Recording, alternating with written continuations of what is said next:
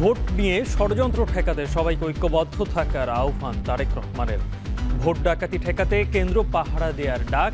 মধ্যরাতে কুমিল্লার ৩ স্থানে নির্বাচনী জনসভা। কৌশলে ঋণখেলাপিদের প্রার্থী করা হচ্ছে। জনসভায় জামায়াত আমির।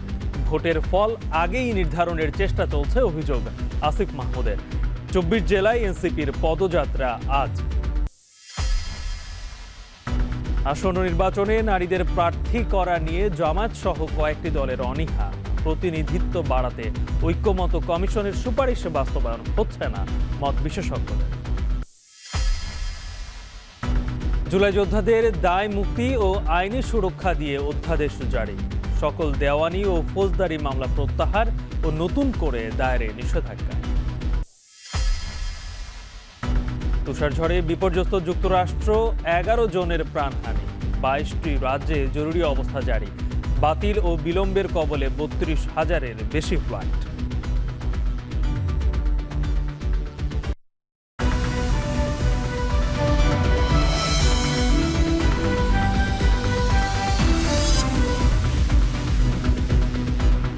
স্বাগত এখন বাজারে, শুনছিলেন শিরোনাম, সঙ্গে আছে আমি গালিব ইবনে রিয়াজ।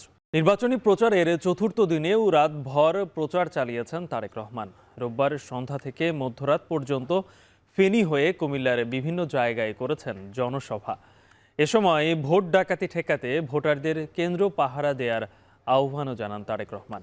আরও জানাচ্ছেন জাওয়াদ মাহমুদ। ফেনীর পাইলট স্কুল মাঠে বিএনপি চেয়ারম্যান তারেক রহমানের চতুর্থ দিনের নির্বাচনী জনসভা হলেও আদতে এটি ছিল ফেনীবাসীর জন্য বিশেষ মুহূর্ত। তাই বাদ মাগরিব তারেক রহমান সমাবেশস্থলে প্রবেশ করতেই উচ্ছ্বাসে ফেটে পড়ে দিনভর অপেক্ষমান কর্মী সমর্থকরা। ফেনীর সাথে যেহেতু মরহুম বেগম খালেদা জিয়ার নারীর সম্পর্ক, তাই তারেক রহমানের এখানে আগমনকে নেতাকর্মীরা বিবেচনা করছিল নানাবাড়িতে ভাগ্নের আগমন হিসেবে।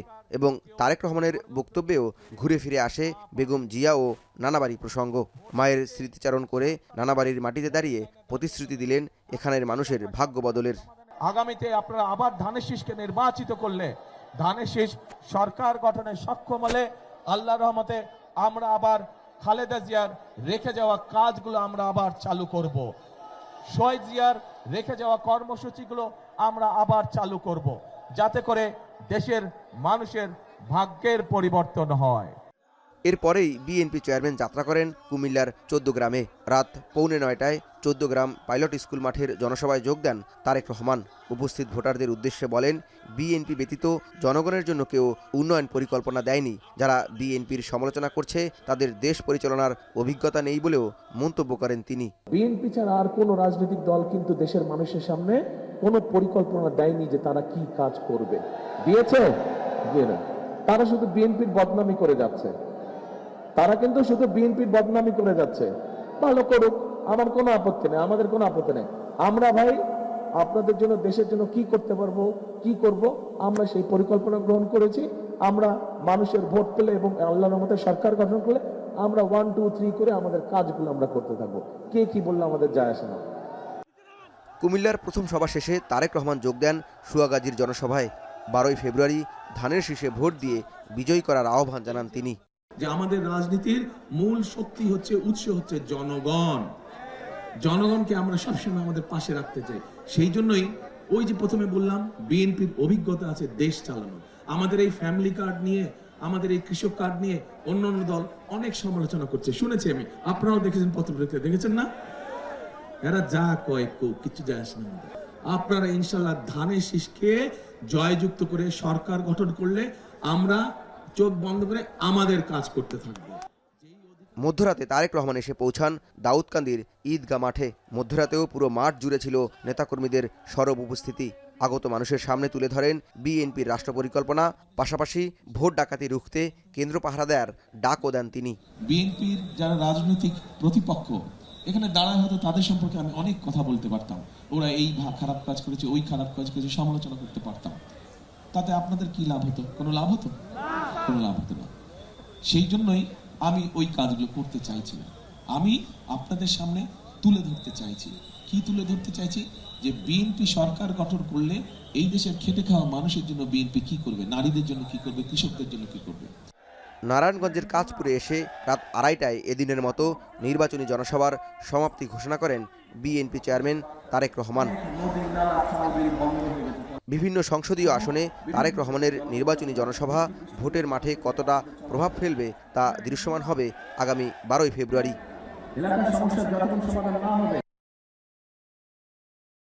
জওয়াদ মাহমুদ, এখন নারায়ণগঞ্জ। এর আগে চট্টগ্রামে নির্বাচনী জনসভায় বন্দর নগরীকে সত্যিকারের বাণিজ্যিক রাজধানী করারও অঙ্গীকার করেন তারেক রহমান। বলেন, ক্ষমতায় গেলে দুর্নীতির টুটি চেপে ধরা হবে। রোববার দুপুরে পোলো গ্রাউন্ডে মঞ্চে এসে স্মরণ করেন তার বাবা সাবেক রাষ্ট্রপতি জিয়াউর রহমানকে।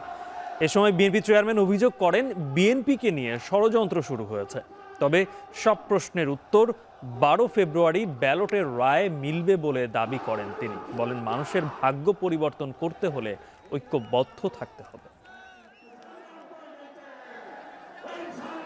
আপনাদের এলাকার লক্ষ কোটি মানুষের কাছে আমি আহ্বান রাখব, গণতন্ত্রে যারা বিশ্বাস করেন, মানুষের বাক স্বাধীনতায় যারা বিশ্বাস করেন, গণতন্ত্রের স্বাধীনতায় যারা বিশ্বাস করেন, সকলকে আমি আহ্বান জানাবো, ধানের শীষ তথা বিএনপির উপর আস্থা রাখুন।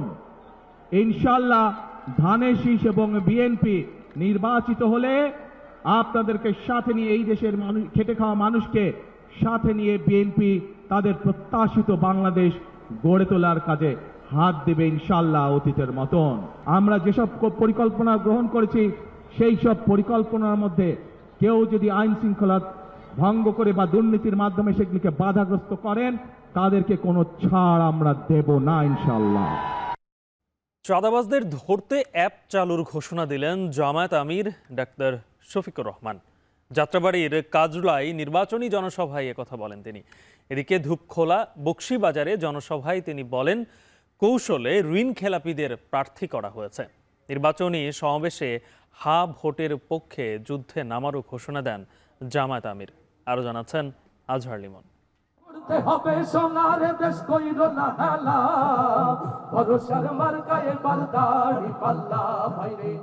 ঢাকায় জামাত আমিরের ব্যস্ত নির্বাচনী সফরের শেষ সূচি ছিল সরকারি আলিয়া মাঠের এই জনসভা।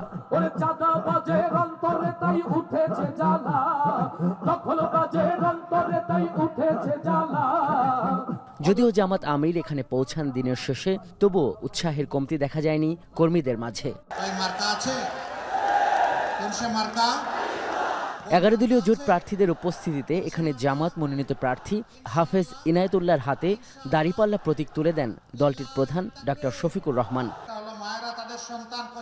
পরে কথা বলেন জামাত আমির। গণভোট ও দাঁড়িপাল্লার পক্ষে ভোট চেয়ে জামাত আমির বলেন, ক্ষমতায় এলে শাসক নয়, চৌকিদারের ভূমিকায় দেশের মানুষের সেবা করবে জামাত। মৃত্যু নিশ্চিত হওয়ার পরে আবার পাথর মেরেছে নির্মমভাবে, মেরে তাকে খুন করেছে। যে দলের কর্মীরা চাঁদার নেশায় নিজের ভাইকে, বন্ধুকে, সহকর্মীকে পর্যন্ত ছেড়ে কথা বলে না, জীবনটাই নিয়ে নেয় চাঁদা না পেলে, সেই দল সম্পর্কে আমাদের অনেক চিন্তা ভাবনার প্রয়োজন আছে। বগলের নিচে ঋণ খেলাফিদেরকে নিয়ে সংসদ নির্বাচন করবেন আর জনগণকে আপনারা ন্যায় ইনসাফের বাংলাদেশ উপহার দেবেন। এ সমস্ত গুম পাড়ানো, মন বুলানো গান আর চলবে না। ঢাকা আলিয়া মাঠের এই জনসভার আগে আরও 2টি সংসদীয় আসনে জনসভায় যোগ দেন জামাত আমির ডাক্তার শফিকুর রহমান। ভিন্ন ভিন্ন সংসদীয় আসনে জনসভা হলেও বিশেষ করে চাঁদাবাজি এবং দখলদারিত্বের রাজনীতির ব্যাপারে জামাত আমিরের বক্তব্য ছিল অভিন্ন।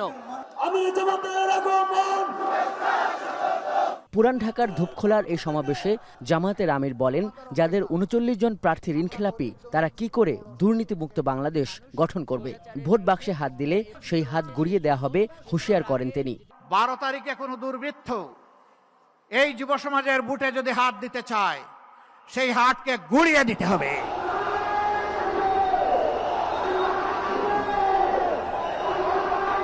এর আগে রোববার সকালে মুহুর্মুহু স্লোগান আর খণ্ড খণ্ড মিছিলে যাত্রাবাড়ির এই নির্বাচনী সভা জনসভায় রূপ নেয় জামায়াত আমিরের উপস্থিতিতে। জামায়াত আমির মহানগরীর প্রান্তিক সব আসনে নগর সুবিধা নিশ্চিতের সঙ্গে খাল ও নদী রক্ষায় জনপ্রতিনিধিদের কঠোর জবাবদিহিতার ঘোষণা দেন। বলেন, ক্ষমতায় এলে ঘরে বাইরে ও কর্মক্ষেত্রে নারীদের নিরাপত্তা নিশ্চিত করবে জামাত। আমরা কথা দিচ্ছি, ঘরে, চলাচলে এবং কর্মস্থলে তিনটা জায়গায় আপনাদের জন্য আমরা ইনশাআল্লাহ সর্বোচ্চ গুরুত্ব দিয়ে নিরাপত্তা নিশ্চিত করব এবং মর্যাদা আপনাদের হাতে তুলে দেব। চলাচলের সময় বিশেষ করে পিক আওয়ারে বড় শহরগুলোতে, রাজধানী সহ আমরা শুধু মহিলাদের জন্য ইভিনিং বাস সার্ভিস চালু করব ইনশাআল্লাহ। ক্ষমতা এলে শিক্ষা ব্যবস্থায় আমূল পরিবর্তন সহ কওমি আলেমদের আকাঙ্ক্ষা অনুযায়ী কওমের শিক্ষা ব্যবস্থাকে মর্যাদার জায়গায় পৌঁছে দেবে জামাত, বলেন দলটির প্রধান। আজাদী সম্পূর্ণ অর্জিত না হওয়া পর্যন্ত আমরা থামব না। আজহার লিমন, এখন, ঢাকা। এবার দক্ষিণাঞ্চলে নির্বাচনী জনসভা করছে জামায়াত ইসলামীর নেতৃত্বাধীন 11 দলীয় জোট। সকাল 9টায় কুষ্টিয়ার শহীদ আবরার ফাহাদ স্টেডিয়াম মাঠে নির্বাচনী জনসভায় বক্তব্য দেবেন জামায়াত ইসলামীর আমির ডাক্তার শফিকুর রহমান। এ নিয়ে আরও জানাতে সমাবেশ স্থল থেকে যুক্ত হচ্ছেন মেজবাউদ্দিন পলাশ। পলাশ জানাবেন যে নির্বাচনী জনসভা নিয়ে প্রস্তুতি কেমন দেখছেন এবং নেতাকর্মীরা কি জড়ো হতে শুরু করেছেন কিনা।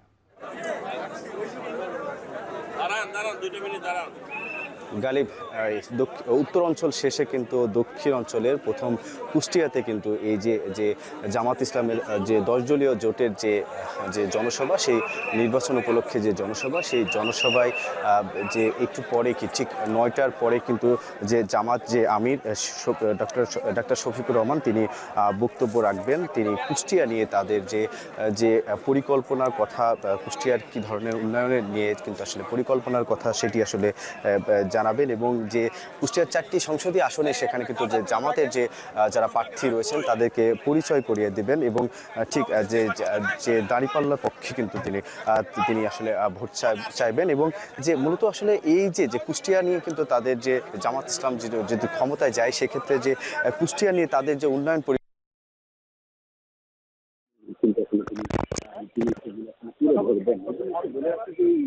তুলে ধরবেন। এবং একটু বলে রাখি যে এই অনুষ্ঠানকে ঘিরে কিন্তু আইন শৃঙ্খলা বাহিনী, যে বিপুল সংখ্যক যে আইন শৃঙ্খলা বাহিনী সদস্যরা তারা কিন্তু রয়েছেন। এছাড়াও কিন্তু যে জামাত ইসলামের যে স্বেচ্ছাসেবক যে জামাত ইসলামের যারা কর্মী সমর্থক যারা আছেন তারা স্বেচ্ছাসেবক টিম কিন্তু 1000 যে স্বেচ্ছাসেবক টিম সেটিও কিন্তু তারাও কিন্তু দায়িত্ব পালন করছেন। প্রায় 1000 যে স্বেচ্ছাসেবক টিম সেটি কিন্তু আসলে এই অনুষ্ঠানকে নির্বিঘ্ন করতে কিন্তু তারা দায়িত্ব পালন। এরই মধ্যে কিন্তু আমরা দেখেছি যে ফজরের নামাজ পর থেকে কিন্তু আসতে শুরু করেছেন নেতাকর্মীরা এবং সেখানে এবার আমরা স্থানীয় যারা জামাত নেতাকর্মীদের সাথে কথা বলেছি তারা বলছেন যে প্রায় 2 লক্ষ মানুষের কিন্তু আসলে যে সমাগম সেটি কিন্তু আসলে এখানে হবে, এরকমটি আসলে বলছেন। গালিব, এই ছিল আমার কাছে কুষ্টিয়া থেকে। কিছুক্ষণ পরে কুষ্টিয়ায় বক্তব্য রাখবেন জামায়াতের আমির। সমাবেশ স্থল থেকে সর্বশেষ জানাচ্ছিলেন মেজবাউদ্দিন পলাশ। আজ থেকে 24 জেলায় নির্বাচনী পদযাত্রা শুরু করবে এনসিপি। চট্টগ্রামের শহীদ ওয়াসিমের কবর জিয়ারতের মধ্য দিয়ে শুরু হবে এই কর্মসূচি। বাংলা মোটরে এনসিপির অস্থায়ী কেন্দ্রীয় কার্যালয়ে এসব তথ্য জানান দলটির মুখপাত্র আসিফ মাহমুদ। এ সময় তিনি অভিযোগ করেন, ভোটের ফল আগেই নির্ধারণের চেষ্টা করা হচ্ছে। নানা সেটআপকে কাজে লাগিয়ে এক ধরনের সেটেলমেন্টের ইলেকশন করা হচ্ছে, এক ধরনের সেটআপের নির্বাচন করা হচ্ছে এবং নির্বাচনের ফলাফলকে আগে থেকেই নির্ধারিত করে দেওয়ার একটা চেষ্টা করা হচ্ছে। তো আমরা এই সকল প্রক্রিয়ার ক্ষেত্রে আমরা স্পষ্টভাবে হুঁশিয়ারি দিতে চাই যে এইভাবে যদি কেউ ক্ষমতায় আসতে চায় এবং ক্ষমতায় আসার ষড়যন্ত্র করে তাহলে তাদের সেই ক্ষমতা দীর্ঘমেয়াদী হবে না। নির্বাচন সামনে রেখে উত্তরের জেলা নাটোরের প্রত্যন্ত অঞ্চলের ভোট কেন্দ্রগুলো স্থাপন করা হচ্ছে সিসি ক্যামেরা। ইসির নির্দেশনায় ইতিমধ্যে ক্যামেরা স্থাপনের কাজ শেষ হয়েছে প্রায় 50%। তবে সিসি ক্যামেরা স্থাপনে সরাসরি ইসি বা দপ্তরের কোনো বরাদ্দ না থাকলেও ব্যয় বহন করা হচ্ছে বিকল্প ফান্ড থেকে। মাহবুব হোসেনের প্রতিবেদন, ক্যামেরায় ছিলেন জাহিদুল ইসলাম সুমন। নাটোর সদর উপজেলার প্রত্যন্ত এলাকায় অবস্থিত খাজুরা উচ্চ বিদ্যালয়। আসন্ন ত্রয়োদশ জাতীয় সংসদ নির্বাচনে এই ভোট কেন্দ্রে অন্তত 2000 ভোটার রয়েছে। তাদের নিরাপত্তায় বিদ্যালয়ের মূল ফটকে 3টি এবং ক্লাসরুমে 1টি সিসি ক্যামেরা স্থাপন করা হয়েছে। সিসি ক্যামেরার নিয়ন্ত্রণ বিদ্যালয়ের প্রধান শিক্ষকের কাছে থাকলেও স্থানীয়রা এটিকে ইতিবাচক হিসেবেই দেখছেন। সিসি ক্যামেরা লাগানোর প্রেক্ষিতে আমরা আশা করি যে কোনো বিশৃঙ্খলা বা অন্য কোনো সমস্যা আশা করছি হবে না। সিসি ক্যামেরা আওতায় আসার পরে যেহেতু ইলেকশন, এটা আমার মনে হয় খুবই ভালো, নিরাপদ এবং ভালো একটা উদ্যোগ। প্রত্যন্ত অঞ্চলের পাশাপাশি শহরের ভোট কেন্দ্রগুলোর নিরাপত্তায়ও বসানো হয়েছে সিসি ক্যামেরা। নাটোর শহরের গুরুত্বপূর্ণ ভোট কেন্দ্র লালবাগ সরকারি প্রাথমিক বিদ্যালয় প্রশাসনের ঝুঁকিপূর্ণ ভোট কেন্দ্রগুলোর মধ্যে অন্যতম এটি। তবে মূল ফটক সহ পুরো কেন্দ্র আনা হয়েছে 4টি ক্যামেরার আওতায়। এটা আসলে খুব প্রশংসনীয় উদ্যোগ, আমাদের খুব ভালো হয়েছে সিসি ক্যামেরা লাগানোর জন্য। আমরা সবকিছু দেখতে পাচ্ছি, তদারকি করতে পারছি। এই উদ্যোগটাকে আমরা খুবই প্রশংসার দৃষ্টিতে দেখেছি। এখানে আমরা প্রতি জনের গতিবিধি লক্ষ্য করতে পারবো। তারপরে আমাদের কাছে এটা মনিটরিং ব্যবস্থা থাকবে। আমরা বসে থেকেই বুঝতে পারবো যে কোথায় কি অপ্রীতিকর ঘটনা ঘটতেছে, সেটা আমরা সরাসরি নিয়ন্ত্রণ করতে পারবো, কন্ট্রোল করতে পারবো। নাটোর জেলার 4টি আসনে মোট ভোটকেন্দ্র 566টি। এর মধ্যে 334টি প্রাথমিক বিদ্যালয়কে বানানো হয়েছে ভোটকেন্দ্র। ইতোমধ্যে 50% কেন্দ্রে ক্যামেরা স্থাপন সম্পূর্ণ হয়েছে বলে জানিয়েছেন জেলা রিটার্নিং কর্মকর্তা। বিভিন্ন উপজেলা থেকে তথ্য সংগ্রহ করে জানলাম যে ইতিমধ্যে 243টাতে আমরা সিসি ক্যামেরা লাগাতে সক্ষম হয়েছি এবং বাকিগুলো এখনও চলমান আছে। আমরা আশা করছি এ মাসের মধ্যেই এটা সম্পন্ন হয়ে যাবে আশা করছি। শতভাগ সিসি ক্যামেরার আওতায় নিয়ে আসার পরিকল্পনা নিয়েছি। ইতোমধ্যে 50% ভোট কেন্দ্রের সিসি ক্যামেরা আমরা এনশিওর করতে পেরেছি, বাকিগুলোর কার্যক্রম চলমান আছে। ভোটকেন্দ্রের নিরাপত্তার জন্য এসব সিসি ক্যামেরা স্থাপনে স্বস্তিদায়ক হলেও রয়েছে এর বিপরীত চিত্র। তবে এসব সিসি ক্যামেরার কোনোটিরই নিয়ন্ত্রণ নেই নির্বাচন সংশ্লিষ্টদের। তাই ভোটকেন্দ্রে বিশৃঙ্খলা হলে সেটি কিভাবে মনিটরিং হবে সে প্রশ্ন থেকেই যায়। মাহবুব হোসেন, এখন নাটোর। এবারের নির্বাচনী ট্রেনে নারী প্রার্থীর সংখ্যা হাতে গোনা। আসন্ন ত্রয়োদশ নির্বাচনে জামাত সহ বেশ কয়েকটি দলে নেই কোনো নারী প্রার্থী। বিভিন্ন দলের নারী নেত্রীরা বলছেন সরাসরি ভোটে অংশ নিতে নারীদের প্রতি বৈষম্য কাটেনি। নির্বাচন বিশেষজ্ঞরা বলছেন জুলাই সনদ বাস্তবায়নে নারী প্রতিনিধিত্ব বাড়াতে ঐকমত্য কমিশনের সুপারিশ বাস্তবায়ন করছে না রাজনৈতিক দলগুলো। এমন বাস্তবতায় নারীর ক্ষমতায়ন বাড়াতে নির্বাচনের মাঠে তাদের গুরুত্ব দেওয়ার আহ্বান নারী সমাজের। আরও জানাচ্ছেন সাজিদা রাফাত।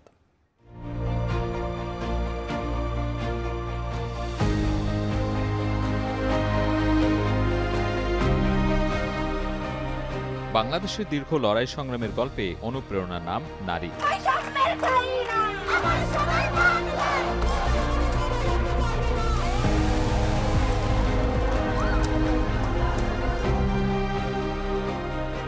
রাজপথে আন্দোলনে নারীর বলিষ্ঠ উপস্থিতি থাকলেও নেতৃত্বের জায়গায় এখনও ভারসাম্যহীনতা।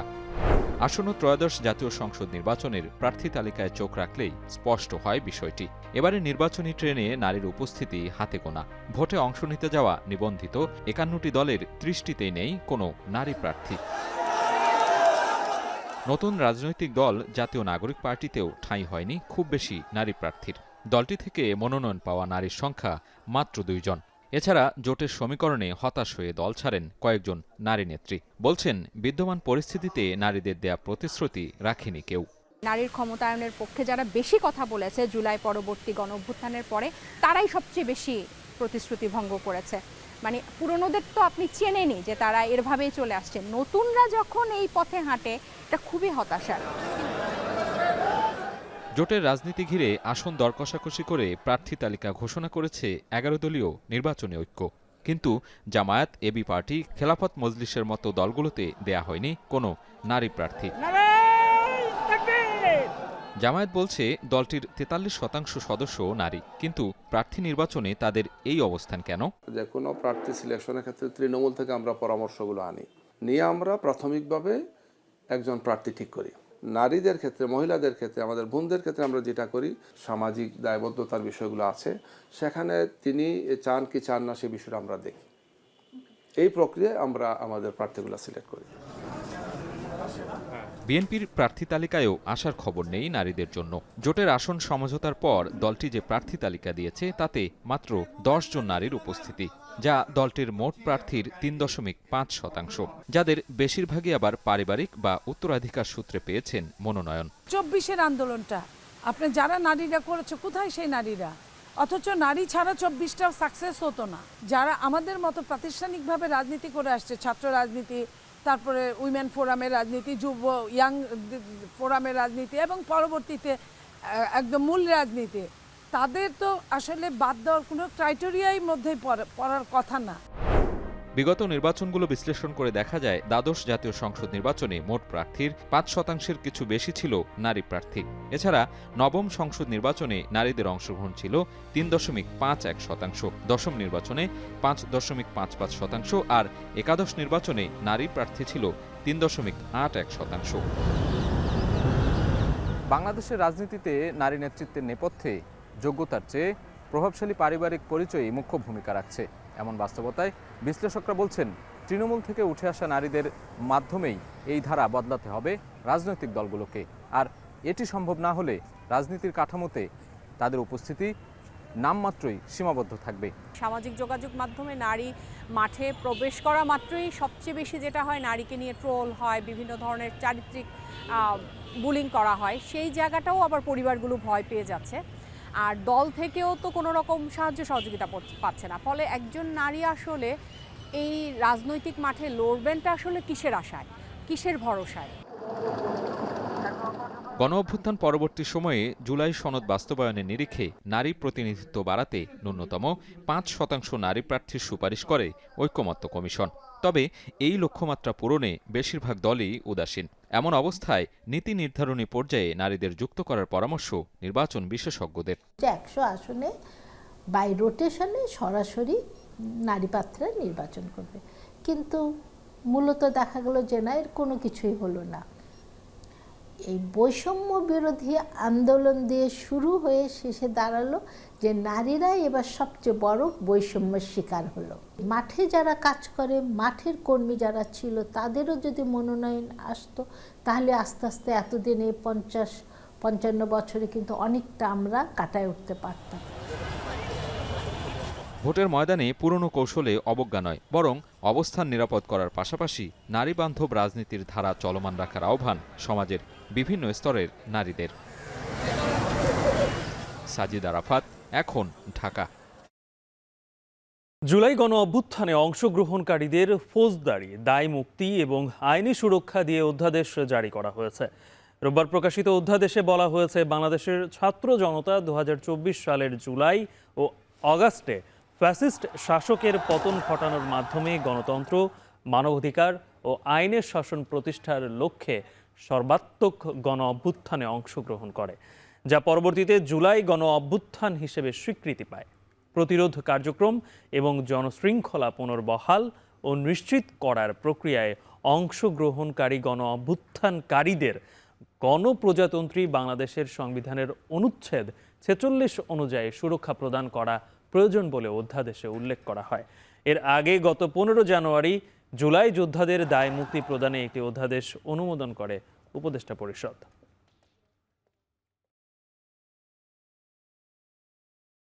হবিগঞ্জের বাজারে কমেছে দেশীয় মাছের সরবরাহ, ফলে মাছের দাম কিছুটা বেড়েছে। বিক্রেতারা বলছেন, হাওর শুকিয়ে যাওয়ায় মাছের সরবরাহ কমেছে, ফলে বাজার এখন পুরোটাই চাষের মাছের উপর নির্ভরশীল।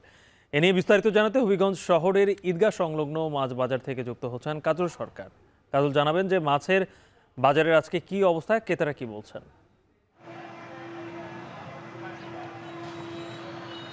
গালিব, শুভ সকাল। আমি এখন আছি হবিগঞ্জ শহরের সবচেয়ে বড় যে পাইকারি মাছের বাজার, সেটি হচ্ছে শায়েস্তানগরের কেন্দ্রীয় ঈদগাহ সংলগ্ন বাজারে। সকালে এসে আমি আসলে পুরো বাজার ঘুরে দেখেছি। মাছের যে সরবরাহ সেটি যথেষ্ট পরিমাণে রয়েছে, তবে দেশীয় প্রজাতির যে হাওরের মাছ সেটি বাজারে বলা যায় একরকম শূন্যই বলা যায়। চাষের মাছের উপরে আসলে পুরো বাজার এখন নির্ভর করছে, যে কারণে মাছের সরবরাহ যথেষ্ট পরিমাণে থাকলেও কিন্তু ক্রেতা এবং বিশেষ করে ক্রেতা যারা, তারা অনেকটাই অখুশি। যেহেতু বাজারে মাছের দেশীয় মাছের সরবরাহ নেই, সেই ক্ষেত্রে আসলে চাষের মাছের উপরই পুরোটা নির্ভরশীল। এবং দাম যদি একটু বলি যে কিছুটা কমেছে, যেহেতু সরবরাহ বেড়েছে। যেমন রুই আজকের বাজারে যেটি বিক্রি হচ্ছে 350 টাকা কেজিতে, এবং কাতল যেটি ছোট আকারের সেটি বিক্রি হচ্ছে 300 টাকা কেজি। অন্যদিকে কার্প, যেটি স্থানীয়ভাবে কার্পও বলা হয়, সেটি বড় আকারের যেটি, সেটি 300 টাকা কেজিতে বিক্রি হচ্ছে। আর টাকি মাছ, যেটি আসলে হাওরের দেশীয় মাছ, সেটি বিক্রি হচ্ছে 200 টাকা কেজি। অন্যদিকে পাবদা, যেটি চাষের, 250 টাকা কেজিতে বিক্রি হচ্ছে। আর পাঙ্গাস 140 টাকা কেজি। অন্যদিকে শিং মাছ, তবে শিং মাছও কিন্তু সেটি চাষেরই, 240 থেকে 250 টাকা কেজিতে বিক্রি হচ্ছে। মাছ ব্যবসায়ীরা যেটি বলছেন যে যেহেতু হাওর এবং নদী যেগুলো রয়েছে সেগুলো শুকিয়ে গেছে, ফলে দেশীয় মাছের যে সরবরাহ সেটি একেবারে কমে এসেছে। অন্যদিকে ক্রেতারা যেটি বলছেন যে এই যে মাছের দাম, সেটি আসলে আরেকটু যদি কমতো তাহলে আসলে তারা খুশি হতেন। হবিগঞ্জ থেকে যুক্ত ছিলেন কাজল সরকার। নদী, খাল বেষ্টিত কৃষি নির্ভর জেলা ঝালকাঠিতে পানি ব্যবস্থাপনা নিয়ে চরম উদ্বেগে স্থানীয়রা। সেচ ও জলাবদ্ধতা নিয়ন্ত্রণে নির্মিত শত শত স্লুইস গেট অকার্যকর হয়ে পড়ে আছে। জেলার 300টি স্লুইস গেটের মধ্যে সচল মাত্র 19টি। এতে বর্ষায় অতিরিক্ত পানিতে ফসল তলিয়ে যাচ্ছে, আর শুষ্ক মৌসুমে পানির অভাবে অনাবাদি পড়ে থাকছে বিস্তীর্ণ কৃষি জমি। আলামিন তালুকদারের প্রতিবেদনে বিস্তারিত।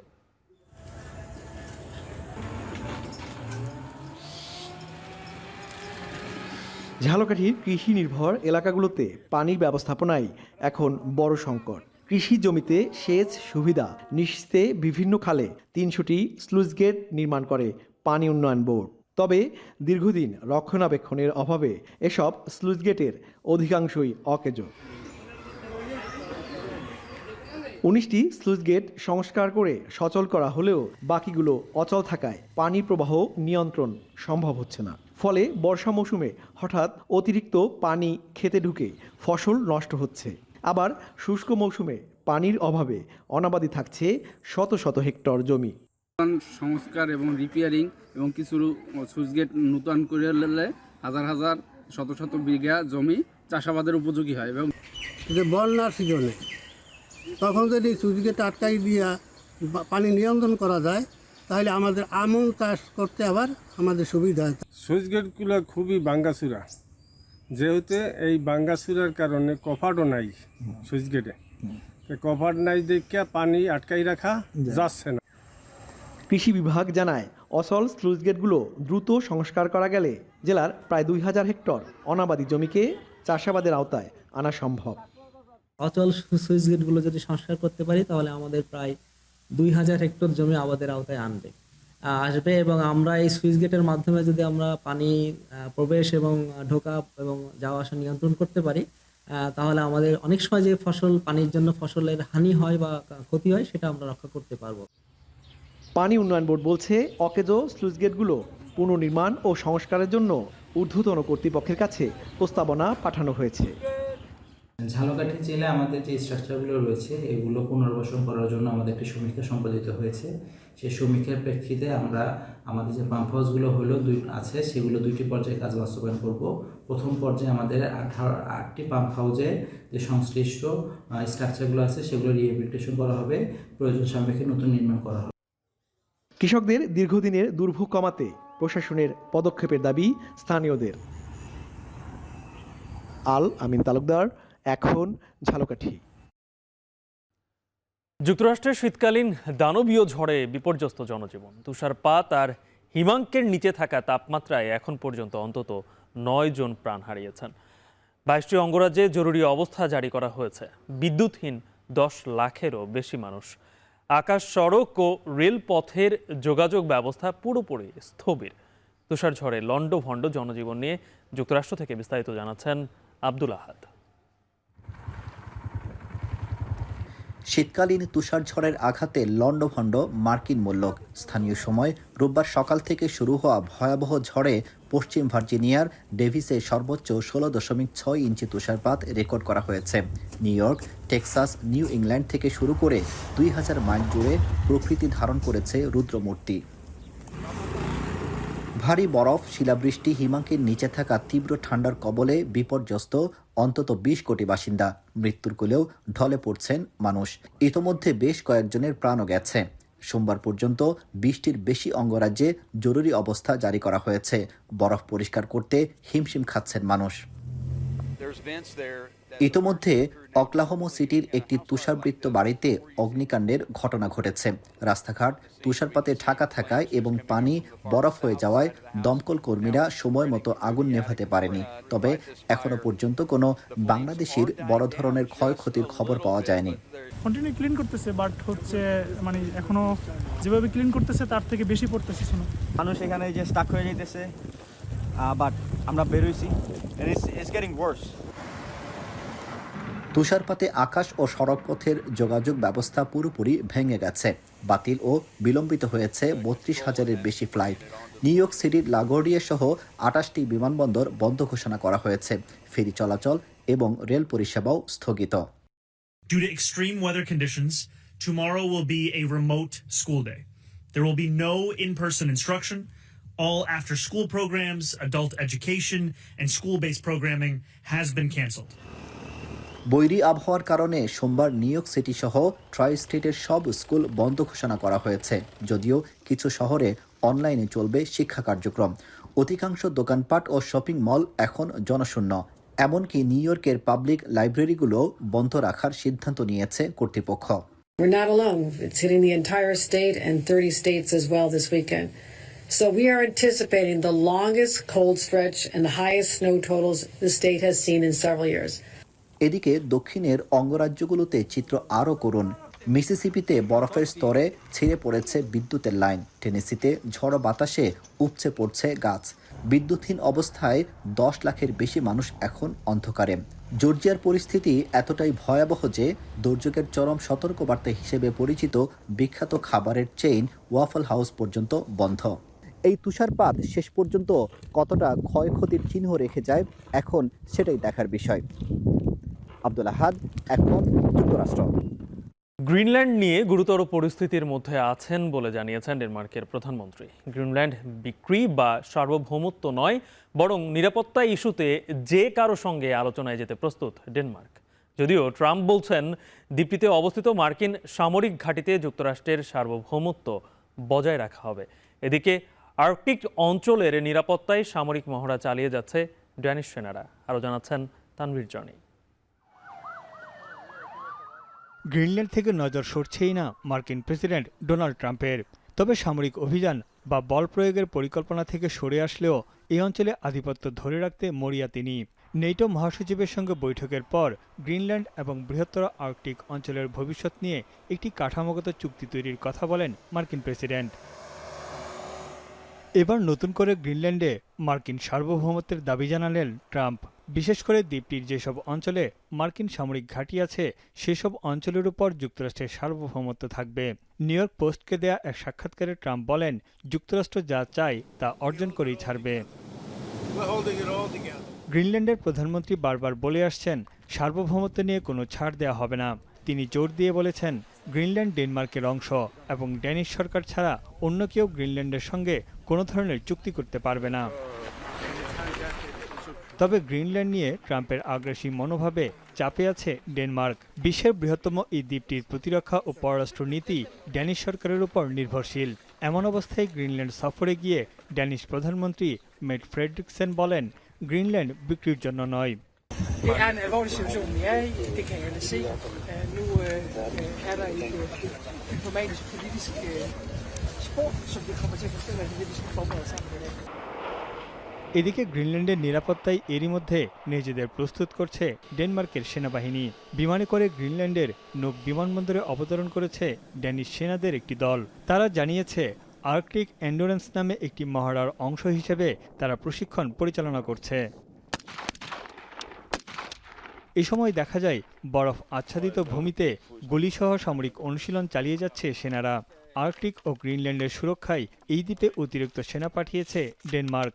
গ্রিনল্যান্ডের নিরাপত্তা ও অর্থনৈতিক উন্নয়ন নিয়ে যে কোনো আলোচনার জন্য প্রস্তুত আছে ডেনমার্ক ও গ্রিনল্যান্ড।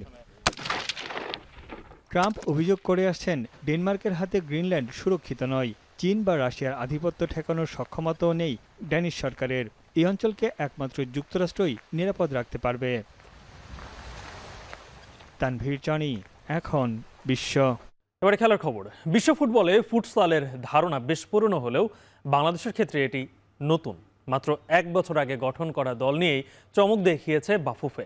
প্রথমবারের মতো আয়োজিত নারী সাফ ফুটসালের শিরোপা জিতেছে বাংলাদেশ। এখন টিভিকে দেখা একান্ত সাক্ষাৎকারে দল গঠনের পেছনের গল্প সহ নানা তথ্য জানিয়েছেন বাফুফে সহ সভাপতি ফাহাদ করিম। আরও জানাচ্ছেন আসাদুজ্জামান লিটন। এটা কিন্তু বাংলাদেশের সাফল্য, মানে প্রথমবারের মতো সাফ ফুটবল হচ্ছে। এখানে কোনো ব্যক্তি কিংবা কোনো ফেডারেশন ইম্পর্টেন্ট না, এটা হচ্ছে success of Bangladesh. Definitely we will welcome them with utmost honour and অবশ্যই তাদের জন্য একটা গ্র্যান্ড রিসেপশনের ব্যবস্থা করা হবে ইনশাআল্লাহ। টুর্নামেন্টে যাওয়ার আগেই শিরোপার বিষয়ে আশাবাদী ছিলেন ফুটসাল কমিটির চেয়ারম্যান। অনন্য সাফল্যের জন্য সাবিনা খাতুনকেও প্রশংসায় ভাসিয়েছেন ফাহাদ করিম। আমি এটাতে সাধুবাদ দিতে চাই আমাদের ফুটসাল কমিটির চেয়ারম্যান মহোদয়। উনি যাওয়ার সময়, যাওয়ার আগে আমি আর আমার প্রেসিডেন্ট সাহেব করে গিয়েছিলাম ওনার প্লেয়ারের সাথে দেখা করতে। তখন উনি আমাদেরকে বলেছিল যে দেখেন, আমি খুব কনফিডেন্ট যে আমাদের মেয়েরা চ্যাম্পিয়ন হবে। স্পেশালি আমি এখানে সাবিনার কথা বলতে চাই, বিকজ আমাদের প্রেসিডেন্ট মহোদয় বলেছেন আজকে যে সাবিনা কিন্তু ইজ এ রেয়ার প্লেয়ার, যার বোথ ফুটবল এবং ফুটসাল দুটোতেই সাফ চ্যাম্পিয়নের একটা কৃতিত্ব আছে। অবশ্য ফুটসালের সাফল্য সহজে আসেনি। দল গঠনের পেছনের গল্প এখন টিভিকে জানান বাফুফের সহসভাপতি। উই ওয়ার ভেরি ফর্চুনেট, আমি বলি। আমরা কমিটি করার কিছুদিন পরে আমরা এএফসিতে খেলার সুযোগ পাই, এএফসি কোয়ালিফায়ার্সে, এবং তখন একটা ডিবেট হয় যে আমাদের তো আসলে কোনো প্রস্তুতিই নাই, আমরা কি এটাতে যাবো কি যাবো না। বাট এখানে আমি আবারও ক্রেডিট দিতে চাই আমাদের প্রেসিডেন্ট তাবিদ আল সাহেবকে এবং আমার ফুটসাল কমিটির চেয়ারম্যান ইমরানকে। ওনারা দুজনই বলছেন না, উই উইল গো। আপনারা জানেন আমাদের প্রায় 30 to 40 days একটা প্রিপারেশন হয়। মিরপুরে ডিবক্স একটা জায়গা আছে, সেখানে আমাদের প্রাইমারি ক্যাম্প হয়, সেখানে ট্রায়াল হয়। তারপর থেকে সেখানে এবং IM10 মানে আমাদের ফুটসাল কমিটির চেয়ারম্যান মহোদয় নিজস্ব যে গ্রাউন্ড, সেখানে কিন্তু নিয়মিত ক্যাম্প হয়েছে এবং রেগুলার কাজ হয়েছে। শিরোপা জয়ের পর মূল জাতীয় দলের পাশাপাশি ফুটসাল দল নিয়েও দীর্ঘমেয়াদী পরিকল্পনার কথা জানিয়েছেন ফাহাদ করিম। আঞ্চলিক সাফল্যের পাশাপাশি বাফুফের চোখ এখন এশিয়ার দিকেও। অ্যাটলিস্ট 3 থেকে 5 বছর একটা প্ল্যান করা উচিত। আসাদুজ্জামান লিটন, এখন ঢাকা। এখন বাজারে শিরোনামগুলো আরও একবার।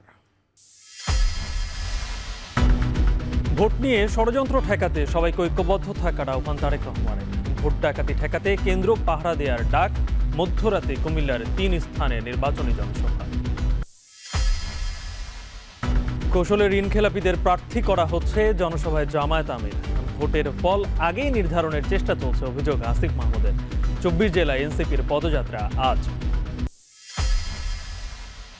আসন্ন নির্বাচনে নারীদের প্রার্থী করা নিয়ে জামায়াত সহ কয়েকটি দলের অনীহা।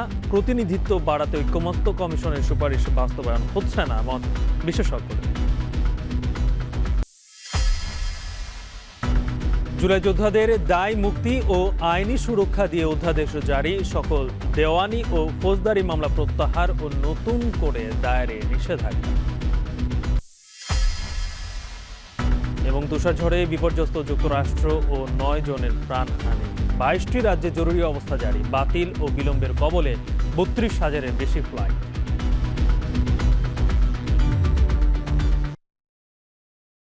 এই ছিল এখন বাজারের আয়োজন। এখন টেলিভিশন ওয়েবসাইটে দেখতে ভিজিট করুন এখন.tv, ফেসবুকে চোখ রাখুন facebook.com/tv.এখন, আর ইউটিউবে লাইভ দেখতে ভিজিট করুন youtube.com/এখন tv।